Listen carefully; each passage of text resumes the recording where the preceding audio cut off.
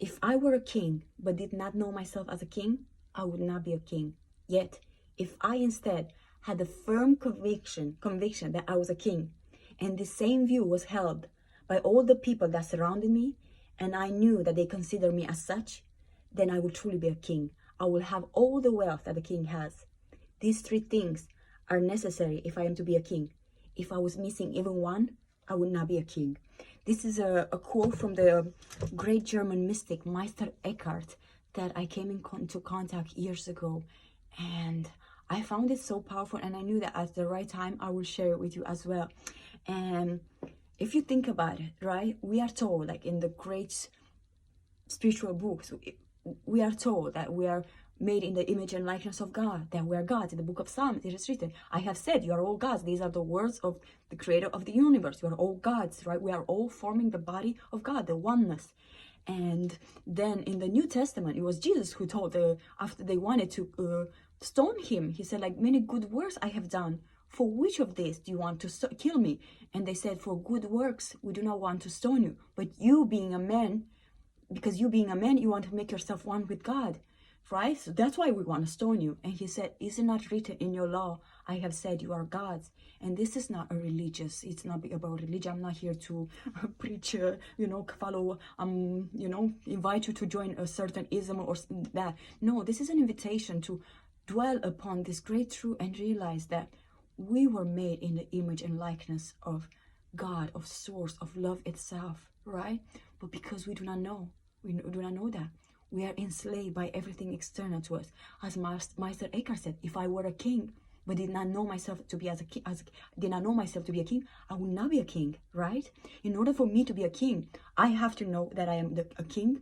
The world has to know it, and I have to know that the world knows it. If any of these things, these three things are missing, then I will not be a king, right?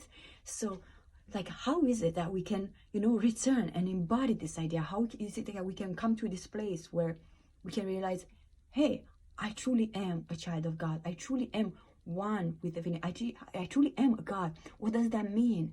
Because I have to first believe it. I have to first discover what that means. And when I have the firm conviction that I am it, right, then the world will mirror that, because the world is nothing but a reflection. And I will know that the world will mirror that back at me, because I am the creator of it all, right? And I find this statement to be so powerful. And like I said in one of my previous posts, right, many years ago, I felt guided to turn my back on the world and walk on a path unknown to me, to the place where God is hidden, as Saint John of the Cross wrote in his book Dark Night of the Soul. And in doing so, right, you are taken through the fire. You are purified, like as it says in the scripture, you are refined like silver and purified as gold, because there are so many things that hold us back, our own impurities, our own programs and beliefs and misconception about who we are, what is it that is possible for us, where we came from, where we're going, right? And we are our own worst enemies.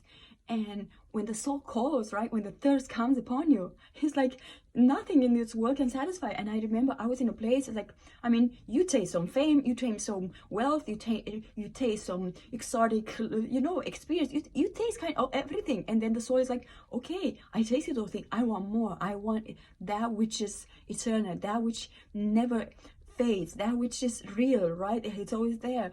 And you go, because, right, nothing in this world can bring you and feel that eternal void within your soul. And you go and you are led, and you don't even know what's going on. You don't know, because as Saint John of the Cross said, it's like, if we knew, God has to work in the soul in secret, because if we knew what great work he's doing, we will interfere and stop it.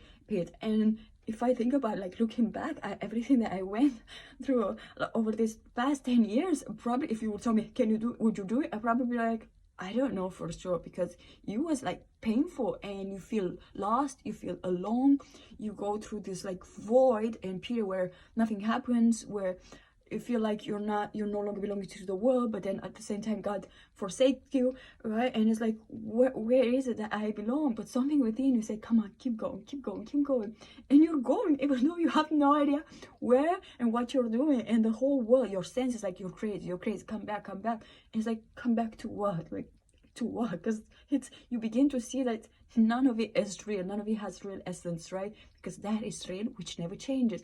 And this world is constantly changing, right? It's not real. The love people that have for you today, tomorrow is like, can change that indifference to hate it, right? And you begin to experience all of that, and the soul invites you, come on, let's go deeper, let's go deeper, let's go deeper.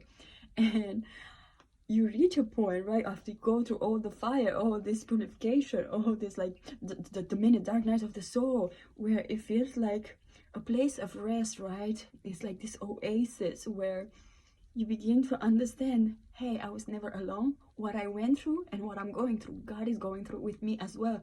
And this God, as Rumi said, I look for God everywhere and I found only myself. And I look for myself in everywhere and I find only God. And you realize that there was never a separation between you and God.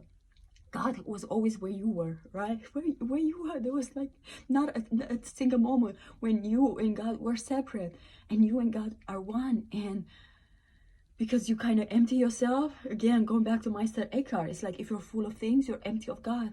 If you're empty of things, you're full of God.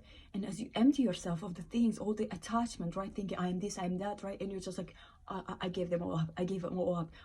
Right? This is an affliction. This is an affliction. I'm giving it all up. I'm not holding on to anything. Not even my self-importance. Not into my so-called intelligent wisdom. I'm giving it all up. I am nothing, right? And becoming nothing, you actually align with the everything, right? And becoming nobody, you become everybody. And you realize that this everybody is God, right? And at the same, it's just one. And you reach a point where you begin to, oh, the scientists, it's a, they found out that I found out, and they're like, ah.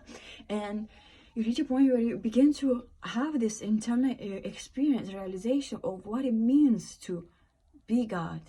And you awaken slowly but surely. And of course, you just want to tell everybody, right? To scream it from the rooftop. It's like, we are all God. We really are. And you know this, not because you read it somewhere. No, because you were brave enough to throw yourself into the deep, to go to the fire, you know, to the waters. And it's like, okay, God, up until now, I did it my way. Now I surrender, and I like, let's do it your way. And God shows it, and it's like, it shows it more and more and more. And you begin to realize, hey, I am a king, right? I know it, and I know that the world will know it, and I know for sure they will know that I know.